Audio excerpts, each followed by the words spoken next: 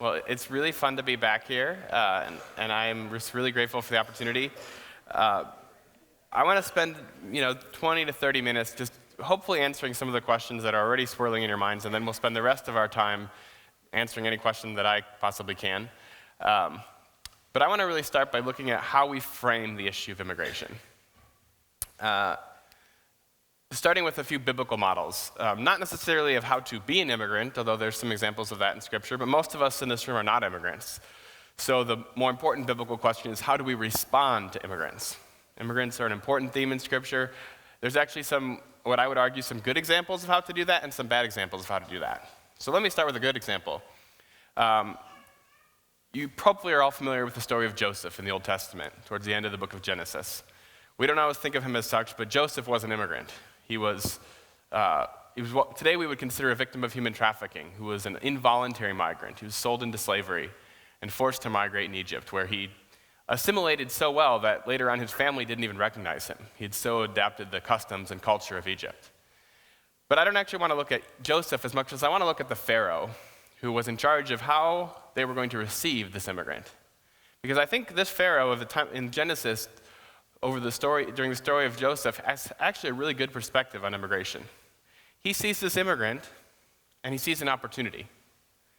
He realizes that this young man is intelligent, responsible, has this connection to God, and as he's having these troubling dreams, he realizes, wow, this immigrant can help solve my problem.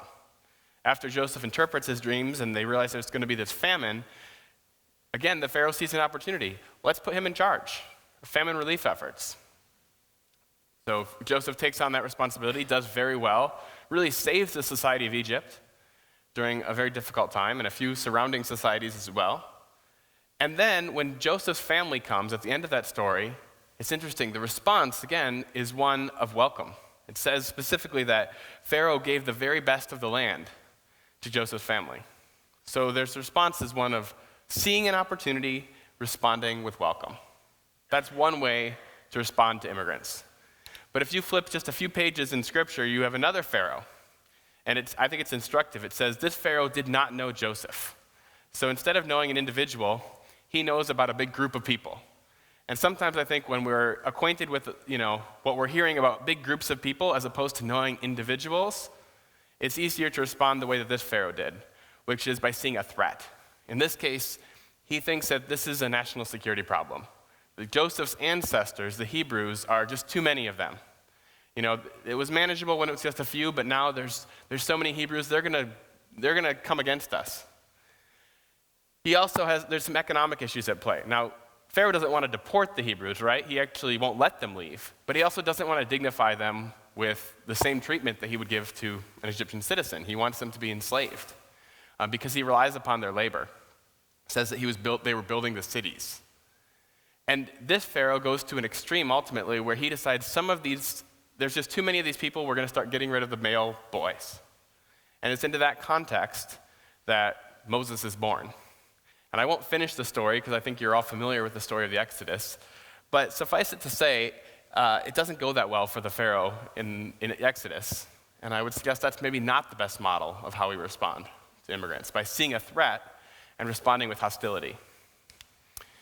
This is an issue in our country's history as well, certainly. We have both attitudes at play throughout our country's history, going back to the very beginning.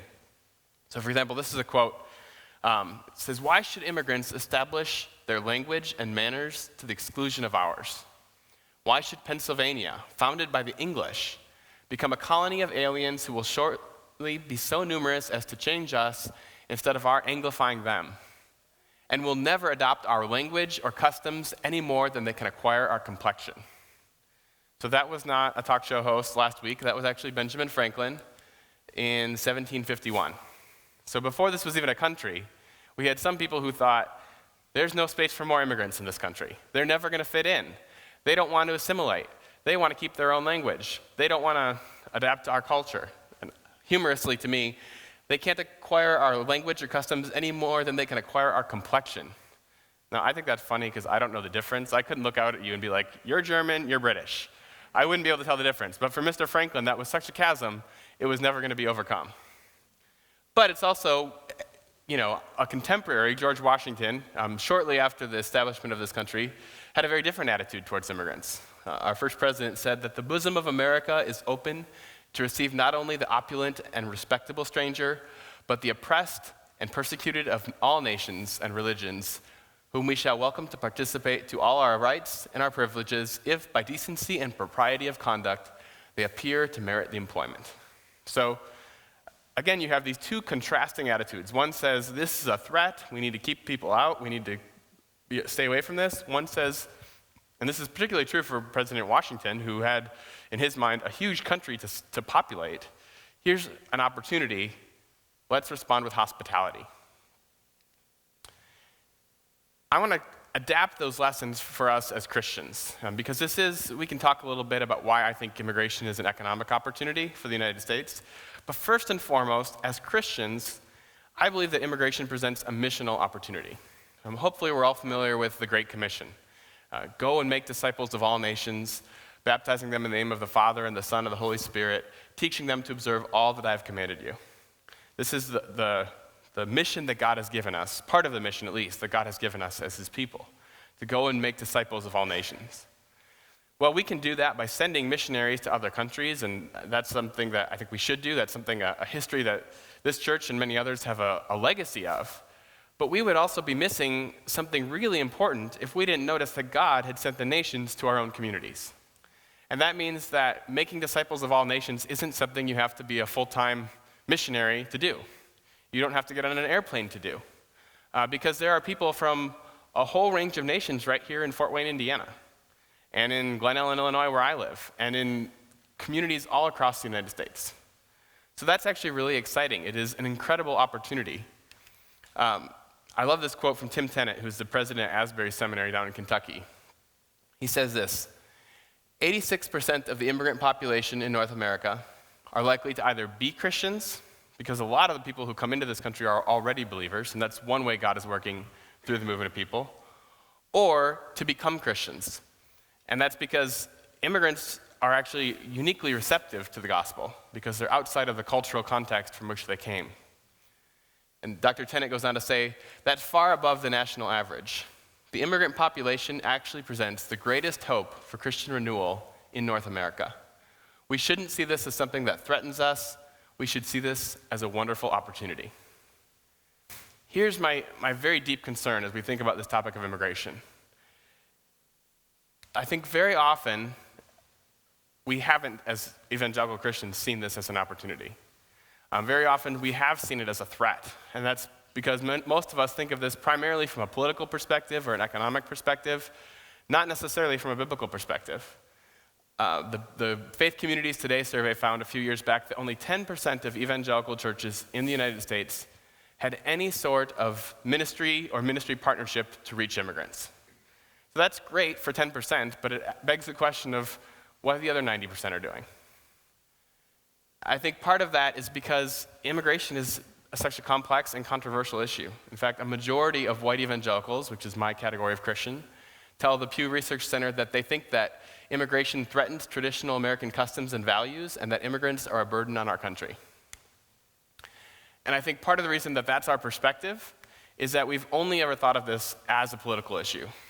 From the perspective of whatever TV channel you like, or whatever radio station you like, or whatever newspaper you think is authoritative.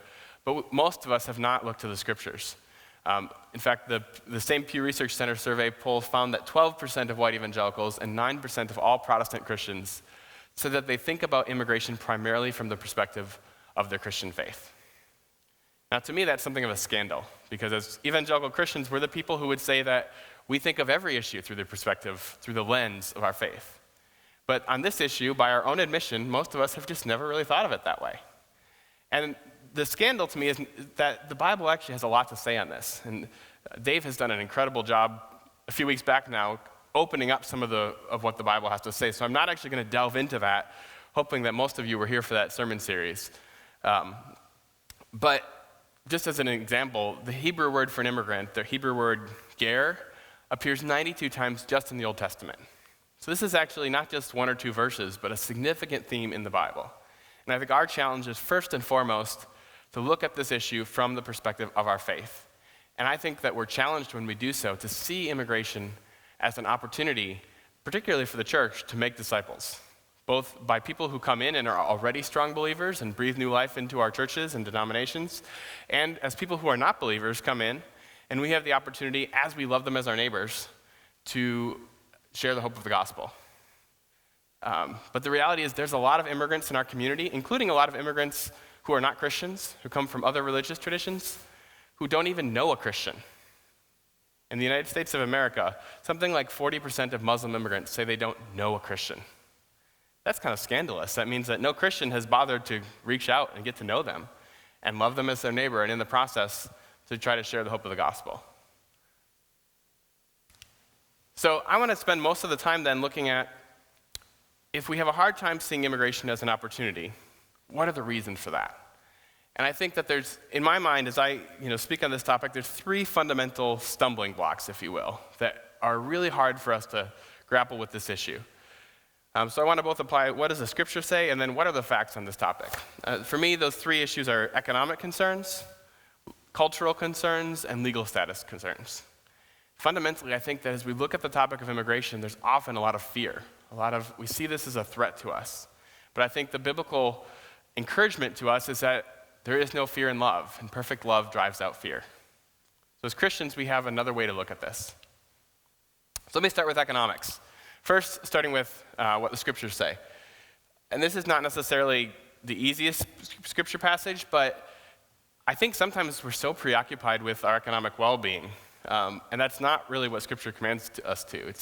Jesus says that we should not worry about your life, what you will eat or drink, or about your body, what you will wear, but seek first his kingdom and his righteousness, and all these things will be given to you as well. I wouldn't even say that if it wasn't, right out of Jesus' mouth, because I feel like that sounds a little bit too much to tell you, well, just don't worry about it. You're worried about the economics of this? Well, don't worry about it. But that's precisely what Jesus tells us.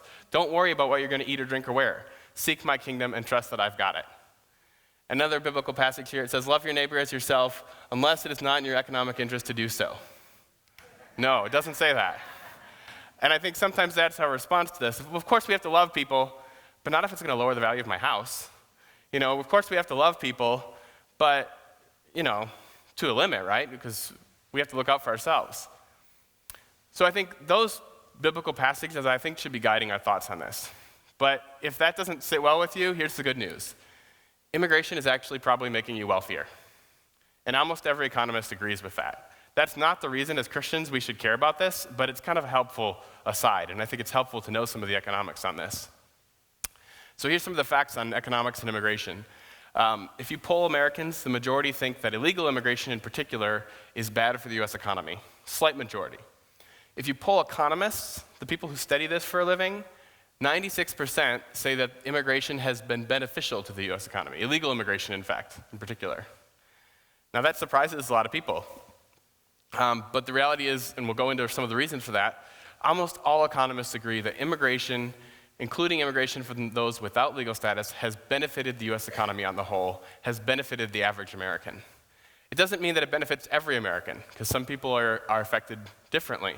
But the average response and the net response is positive. That's also true if you look at our federal budget, or the state budget as well in most cases. The net effect on the fiscal situation of the United States of immigration is positive. The American Enterprise Institute did a report a couple years ago. They found that if you look at foreign-born adults, immigrants, on average they paid in $7,826 in taxes, while their families received $4,422 per year in governmental benefits. So a net effect of positive, and that's at the federal, state, and local level all combined. Now, immigrants do bring in costs, and you can come up with some scary statistics if you only add up all the costs. But that's not how economists work, right? They do cost-benefit analyses, and when you add up both the contributions and the expenditures, the net effect is positive. So why is that? It's because immigrants, in addition to bringing in some costs, and there are some legitimate costs for healthcare, for education, which are very significant, but they also contribute in a lot of ways. So for a few examples of that, immigrants contribute as workers. And there's this idea, well, immigrants, they take jobs. Immigrants tend to accept jobs that tend to complement the jobs that most American citizens want to do. So because somebody is willing to work as a busboy, somebody else has a job as a waiter or a waitress, and as a manager, and as a corporate executive. Because somebody is willing to pick grapes, somebody else has a job as a truck driver. And if nobody's willing to do the job picking grapes, the truck driver doesn't have the job either. But not to mention, we have more expensive produce. So most immigrants, and this is true both of lower skilled immigrants as well as very highly skilled immigrants, tend to do jobs that complement the work that most American citizens are eager to do. It's not a perfect corollary, and there are American citizens who do end up competing with foreign-born workers. But the majority tend to be in jobs that complement those that US citizens do. Immigrants also contribute as taxpayers, and this came up earlier. I think this is a huge misconception, one that I certainly presumed to be true until I started working with World Relief with immigration issues. Most immigrants are paying payroll taxes. That means they get their paycheck every 2 weeks or whatever, and they have a certain amount taken out for federal income tax, for state income tax, for Social Security, for Medicare. That's 75% of working immigrants who are here unlawfully, according to the Social Security Administration's estimates. How does the Social Security Administration know that? Because they're the ones who get all the money. In fact, in some years, they've gotten as much as $15 billion from numbers that didn't match names. How does that work? Basically, it means that people are using false Social Security cards. Not a stolen Social Security card in most cases, but an invented Social Security card. I can tell you the places in Chicago. I'm not condoning this, but I can tell you where you can go and for $50 or $100 get something that looks a lot like a Social Security card. They'll put your name on it and a made-up number. And so the Social Security Administration, that immigrant goes, applies for a job. The employer may or may not realize what's going on. Sometimes they don't, it looks like a Social Security card. Sometimes they kind of know, but they don't want to know. And sometimes, they do their due diligence to not hire someone without valid legal status.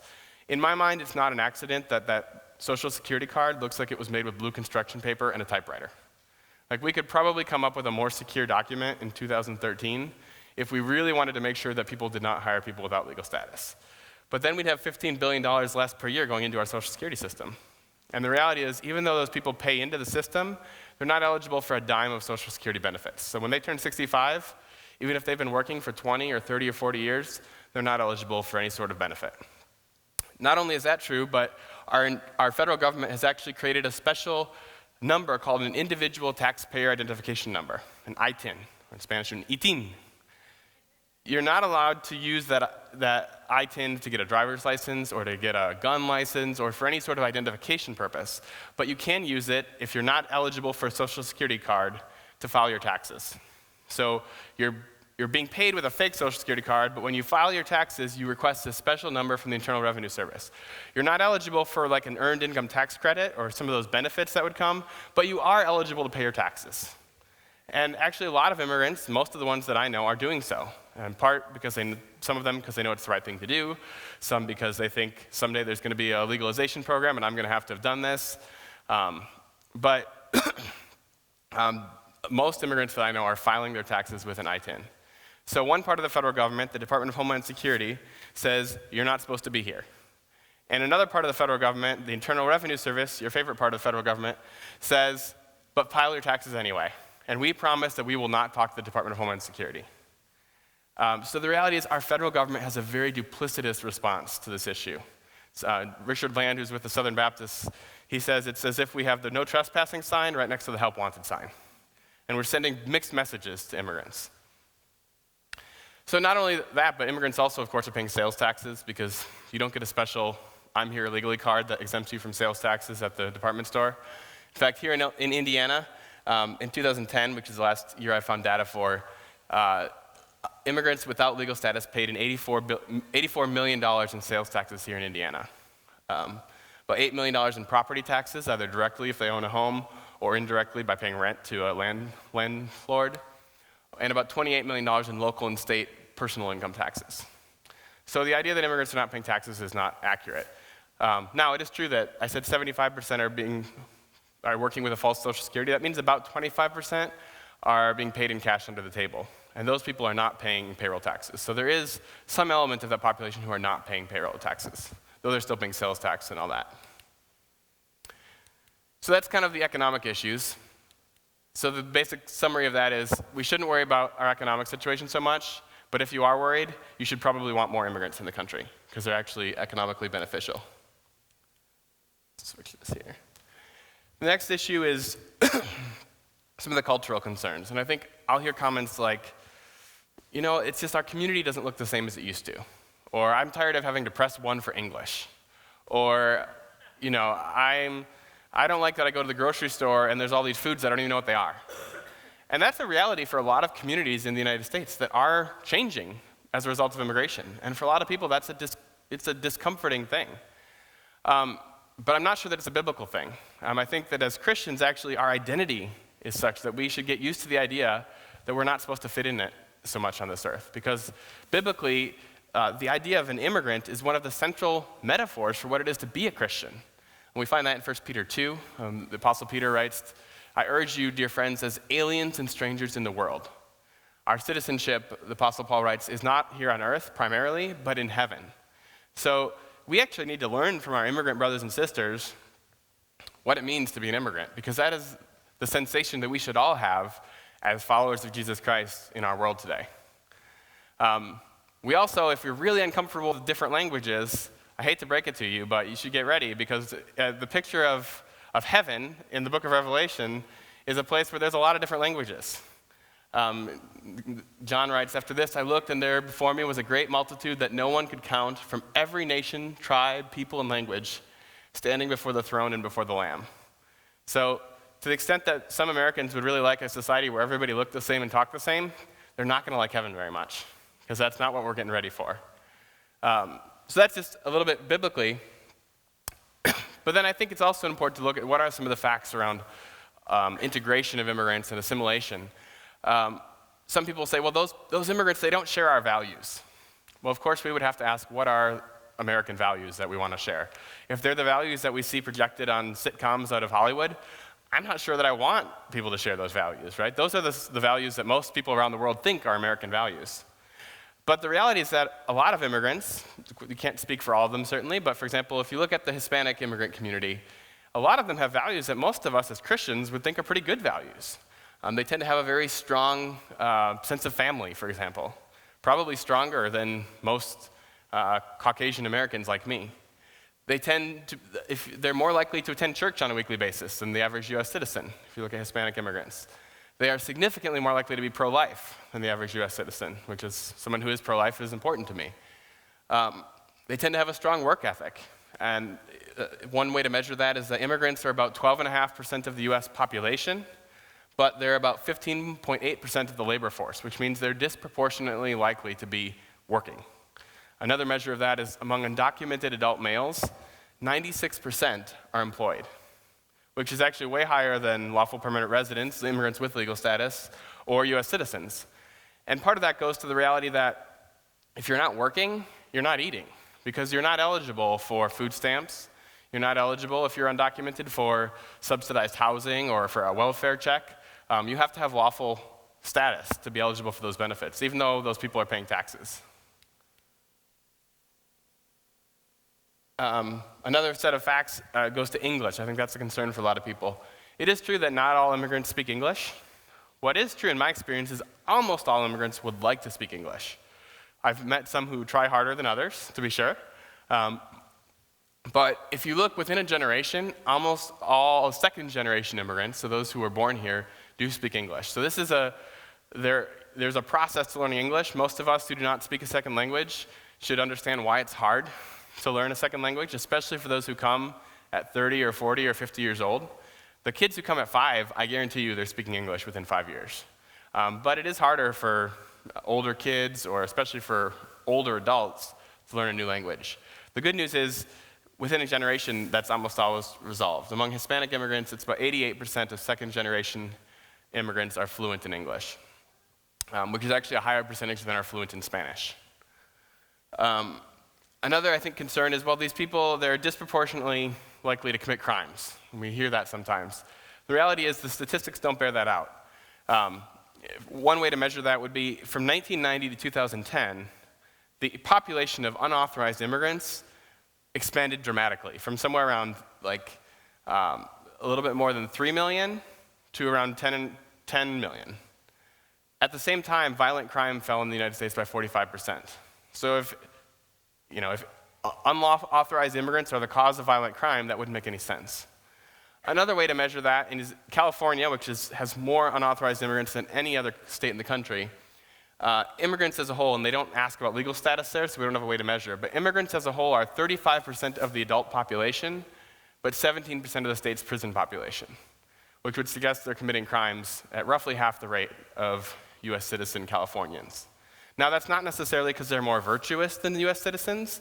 A big factor is that immigrants have a lot more reasons to be careful. Because, for example, here in the state of Indiana, if I'm an immigrant, even an immigrant here lawfully with my green card, and I steal a candy bar, that can be a deportable offense. Whereas for a US citizen, if I steal a candy bar, I'm going to get a slap on the wrist and a small fine. Very unlikely to do any jail time. But the reality is that can be a deportable offense for an immigrant, even with legal status. If you're undocumented, you don't even have to have actually been guilty. You just have to have crossed paths with the police and that triggers some concern that you might be here unlawfully. The last point I want to look at is legal status issues. And I think this is a unique issue for a lot of Christians. There's this tension, this came up in our panel discussion of, well,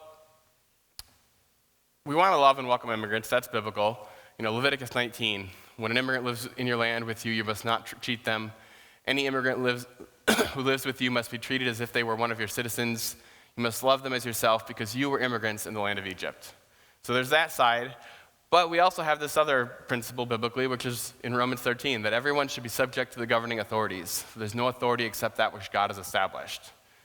And I think those are maybe the two passages that for a lot of Christians cause the most tension on this issue. We're supposed to love and welcome immigrants, and we're supposed to obey the law. So how do we put those pieces together?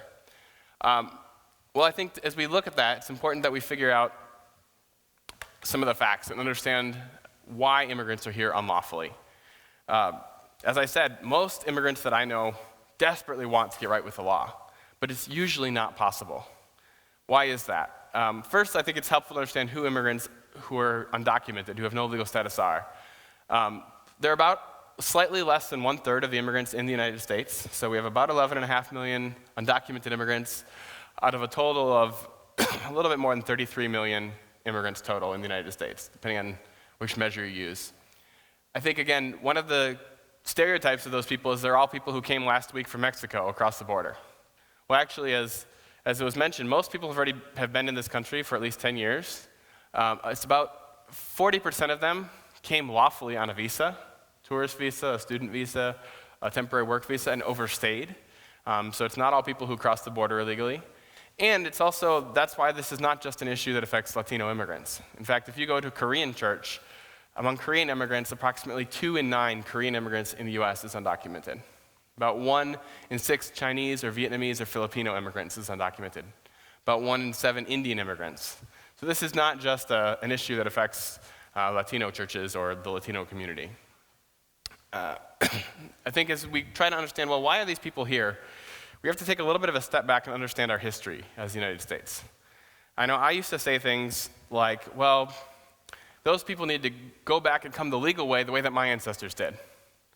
And then as I started working with immigration issues, I had to ask, I wonder how my ancestors got here. Maybe I should look into that. Well, it turns out that my ancestors did come here legally. They came from Holland in the mid-1800s. And one of the reasons they came here legally was because they could not have figured out any legal way to come. Because we had no federal immigration law in the 1850s when they came.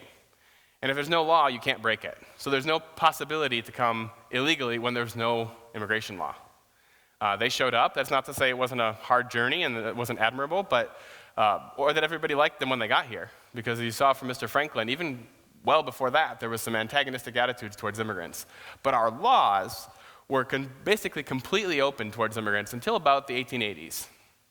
And that changed starting 1882, we passed our first major federal immigration law, which was the Chinese Exclusion Act. That's a bill that most of us would be pretty embarrassed by today. Our Congress did a study, found that Chinese people, based on kind of the pseudo-scientific racist ideas of the day, they found that Chinese people lacked the sufficient brain capacity for democracy. And on that basis, the Chinese were excluded from 1882 until, when do you think the Chinese Exclusion Act was repealed? It was 1940s.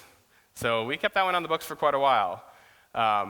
Other Asian immigrants were excluded until the 50s. Then we had what we think of as Ellis Island. The era beginning in the late 1800s to about the 1920s or so, around the time that World War I began, when you had an unprecedented wave of immigrants who came to the United States, primarily from Europe, primarily from Southern and Eastern Europe, through New York Harbor, and many into New York City, then all across the country. And many of us can trace our roots, at least one ancestor, through Ellis Island.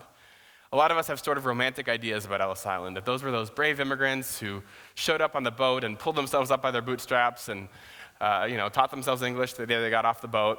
Some of that obviously is a little bit mythologized. I know this because my grandmother still speaks a little bit of Dutch, and she's been here 4 or 5 generations.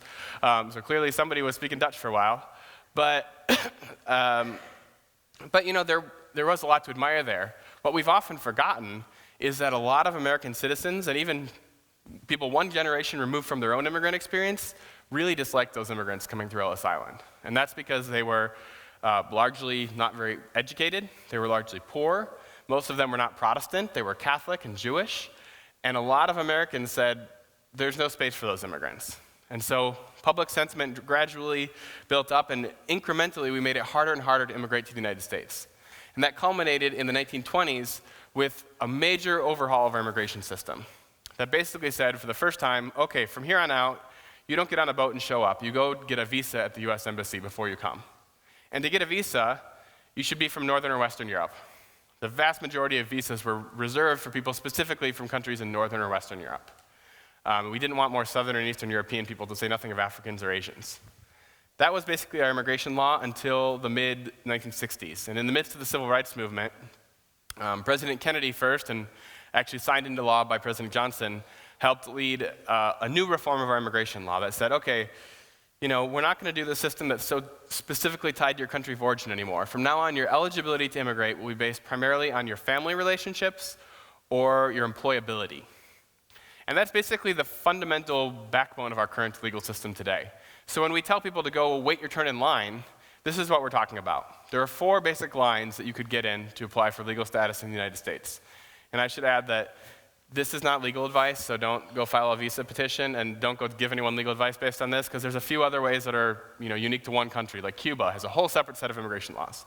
But in general, these are your options. The first is family-based immigration. If you are a US citizen or a lawful permanent resident, there are at least 226,000 visas available each year for close relatives of US citizens and lawful permanent residents. Now that works pretty well. For example, if you're the spouse of a US citizen and you've never been here unlawfully. My sister-in-law, for example, is an immigrant from Chile. She was in graduate school when she met my brother, who's a US citizen. They fell in love.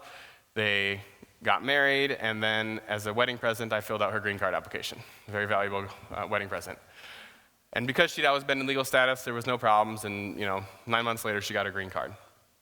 It doesn't work as well if you're the spouse of a lawful permanent resident. So if somebody is here, let's say my brother had been here with a green card as opposed to being a citizen, it probably would have taken somewhere between 3 and 5 years for my sister-in-law to be able to return with legal status. That's a long time to be separated from a spouse or from a minor child. The worst case scenario for family-based immigration is if you're the sibling, brother or sister, of a US citizen in the Philippines. We just crossed the barrier where those are now being processed in 1990. For a long time, I could say they were being processed from the 1980s. But as of last month, petitions from 1990, 23 years ago, are now being processed for siblings from the Philippines. So that's family-based immigration. But a lot of people don't have a family member who's a US citizen, right? So the next option would be employment. There are at least 140,000 employer-sponsored immigrant visas available each year. That means you've got a company in the United States who says, and has to actually certify that they've advertised a job, they can't find anyone willing to take the job, and they want to bring someone from another country. That works, somewhat well, although companies like Google or Yahoo or Microsoft would tell you that that's not enough for them to bring in all the high-tech workers they need. In fact, they're some of the largest, most vocal proponents for immigration reform policies. But what's really interesting to me is the real flaw in that system is that only 5,000 of those 140,000 employer-sponsored immigrant visas can possibly go to someone who is not considered highly skilled. So if you're coming to do agricultural work, which, by the way, is a field that more than half of the people working as agricultural workers are here unlawfully, If you're coming to work in hospitality, to work in the kitchen of a restaurant, if you're going to take care of somebody's kids, you're competing with the rest of the world and with all those high-tech companies who can also participate in these 5,000 for 5,000 immigrant visas a year. That goes very, very quickly. And it means it's basically impossible to come here on a work-based visa if you're not highly skilled, meaning you don't have a master's degree or some exceptional ability. The next possibility is refugee status. And this is actually really uniquely important, I think, here in Fort Wayne, because Fort Wayne, for whatever reason, has become a hub of refugee resettlement in the United States. So you probably are more likely to be familiar with refugees than the average American citizen. Refugees are people who have fled persecution on account of their race, their religion, their political opinion, their national origin, or their social group. Refugees in particular are people who are identified abroad, meaning they've left their country, they're in a second country, and then the US government decides we're going to bring you to the United States, mostly as a humanitarian measure. Certainly also it's a foreign policy measure because it improves our status with other countries. There's also an asylum system that fits into the same category where people are not selected abroad, but they show up here on a tourist visa or some other way, and they say, I'm persecuted because of these reasons, and that affects about 25,000 people a year. About somewhere between 50 and 75,000 people are resettled as refugees each year. What's important to understand about refugee status, it allows you into the United States, it's full legal status. Refugees, unlike most other lawful immigrants, are eligible for public benefits, which is a significant difference. So if you have a green card through your wife, she has to verify that she had the income to support you, and you're not eligible for food stamps or other benefits for at least 5 years. Refugees are eligible for those benefits. But it's important to know that if you're fleeing poverty, that does not make you a refugee. If you're fleeing natural disaster, you're not a refugee. If you're fleeing persecution, but you can't prove that the persecution was because of your race or your religion or one of those other reasons, you're not a refugee. And even if you are legitimately a refugee, that doesn't mean you get to come to the United States, because the US resettles less than 0.5% of the world's refugees every year. So the vast majority of refugees sit in refugee camps, sometimes for 10, 15, 20 years. Some of them eventually are able to go back to their country when the situation settles down. Only a very small percentage are ever resettled to the US or to any developed country. So I tell you all that because I think we tell people, and this was a really good point, we tell people to wait their turn in line, and we don't understand that for a lot of people, they don't fit into any one of these lines. I have a neighbor who's from Mexico. She's been in the US like 25 years, works in a fast food restaurant, 2 kids born here. One of them, we're really proud of him. He's at Wheaton College now. As a US, he's a citizen born here. But she doesn't have legal status. And she can't get legal status. It doesn't matter how much money she pays. It doesn't matter if she goes back and waits 5 years or 50 years. She's not eligible to come. And that's because she doesn't fit into any of those categories. She's got family, but they're not the right relatives. She's got a job, but it's not a job that is a highly skilled job. She was fleeing poverty in Mexico, but not fleeing persecution. And I forgot to mention the fourth possibility, I'm sorry. The diversity visa lottery is the fourth way you might be able to come in. It's basically a lottery you enter online. The odds of winning last year were about 1 in 300. But the trick with the diversity visa lottery, beyond the fact that 1 in 300 are not very good odds, and if you enter every year of your life, you'll probably never win. The other trick is that it's designed to make the United States more diverse. And by the logic of the law, we already have enough Mexicans and Koreans and Chinese and Filipinos and Indians and a bunch of other countries. So if you're from any of the countries that are already most represented in the United States, there is no diversity lottery. So my friend from Mexico can't even apply for that. So we can tell her to go wait her turn in line, but it doesn't actually matter how long she waits, she'll never be able to come lawfully. The trick is when she comes unlawfully, enters without inspection, illegally, she finds a job, she's paying her taxes, her kids are in school, and she's pretty well integrated into our community, but not legally. And there's no way for her to make that right. I think it's this respect for the rule of law that has made a lot of Christian leaders in particular say we need to find better solutions to our immigration system. We need to have ways to both be kind and compassionate, but also to honor the rule of law. Because the reality is our current system says that 11.5 million people are deportable, but there's no political will to actually deport them. Because that would cost somewhere around $280 billion, and under both Republican or Democratic administrations, there's not been the will to spend that money and dramatically increase the size of the government to go round all those people up. But the other option, which would be some sort of process to get them right with the law, has also never been politically feasible. And I think that's what that's where a lot of evangelical leaders have said, we actually need to have public policies that both respect and honor the law and show compassion. Can we do those both? Here's what that would look like, at least the sort of reforms that World Relief would like to see. We think it should be harder to immigrate illegally to the United States. We think we should have secure borders. We think we could do more to invest in border security and to follow up so that people who enter the country unlawfully, or who enter the country lawfully, go back when they're supposed to. Right now, believe it or not, we actually don't have a system to track that. Most countries in the world do. They know when you come into the country and when you leave. The United States knows when you come in, and then we leave it at that. That's part of why we have so many people who overstay their visas. So we think it should be harder to immigrate into work unlawfully, but then it should be easier to immigrate into work lawfully. We should be encouraging lawful behavior, not without limit, but to the extent that it meets the needs of our economy. Our economy needs a lot more labor than our current immigration system allows in certain sectors of the economy. Well, also, we should be making sure we keep families together. So if you let someone into work, you should let in their spouse and their children as well. And then the last piece, and probably the most controversial, is, well, what do we do with the people already here? There's two things that we think are not good options. One is to say, we're going to round everybody up and deport them. We think, A, that's very, very expensive. B, that then you have this problem with all these kids who are U.S. citizens born in this country, and what are you going to do, put them in foster care? Sometimes they'll go back to their parents' country of origin, but sometimes they may not be eligible for a visa there, and they may not be a citizen there, depending on the country. So it gets very, very complex. Another option we don't think is a good option at World Relief is amnesty. Amnesty is a nice word, actually. It's a synonym for grace, so I'm not against the word amnesty, because I'm saved by Jesus' death on the cross, not by anything I can do to earn salvation.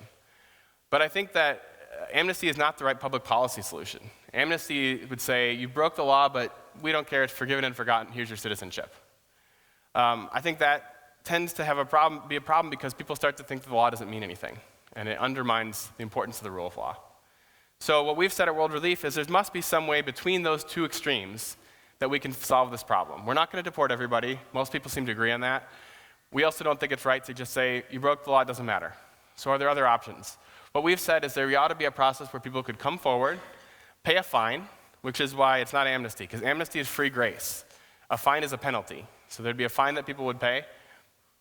And then they'd get sort of a probationary legal status that would allow them to show over the course of a number of years that they're willing to work, pay taxes, stay out of criminal trouble. And eventually, if they can meet all those qualifications, they'd be eligible to apply for a green card. And then like anyone else with a green card, after 5 years, if they could pass the test in English and other requirements, they could become citizens. That's the policy that we've supported. That's the policy that, according to the CBS News poll, 75% of evangelical Christians support. The majority of evangelical pastors support that, according to Lifeway Research's poll. Most Republicans support that, most Democrats, and most independents. And a lot of evangelical leaders, and I put a few of them on the list, it's just not exhaustive here, but have affirmed a statement of principles on immigration that is consistent with those values. But it's never been politically possible. With that, I want to move to Q&A, but I just want to close with a few ideas of how could we respond. And we'll use this acronym to help us, of please. So the first thing is prayer. That if this is like a really uncomfortable topic for you, I would just challenge you to pray, to seek God's will, to say, God, how would you have me respond to this? And you may not end up agreeing with me, but I think it's important that we're grounding our thoughts in prayer, and particularly praying for our legislators as they debate this. We're commanded to pray for kings and all those in authority. The L is for listening first and foremost to what does God's word say, but also to the stories of the immigrants in our communities, especially within the church. So we actually understand this. So unlike that Pharaoh who didn't know Joseph, we know the people that we're talking about. The E is for education. This church has done a much better job than the average church at saying, we're going to look at this issue from a biblical perspective. But you can help educate other people, challenge others as you're sitting down for dinner and hear something that you now know is actually not correct, to lovingly say, actually, I think we want to make sure we have the facts straight here. Or what does the Bible say about this? The A is for advocacy, that advocacy is doing what it says in Proverbs 31:8. It's speaking up for those who cannot speak for themselves. Now, I just told you to listen to immigrants. So it's not that immigrants cannot speak for themselves, but in a public policy sense, if you're not a citizen, you can't vote. And if you can't vote, most politicians don't care much what you think. But most of you are citizens, and I think that comes with some responsibility to speak up for policies, not just on immigration, but on any issue that are just and compassionate. The S is service. There's opportunities to meet very tangible human needs in immigrant communities, to show the love of Christ as we, whether that's teaching English or with proper authorization, providing legal services, or just being a friend, which is one of the basic needs that, most people have as they arrive here, is someone who knows this crazy culture we live in, who can help them acclimate. And then the last piece, and this kind of closes where we started, is evangelism. That we have the opportunity as we advocate with people, as we serve people, as we love them as ourselves, to share the hope of the gospel. And we'll find that many of them already know the gospel and want to share it right back with us. Maybe in some ways we haven't heard it before. But there's others who don't know Jesus, and that's the opportunity that we have in the context of relationship to share the hope of the gospel.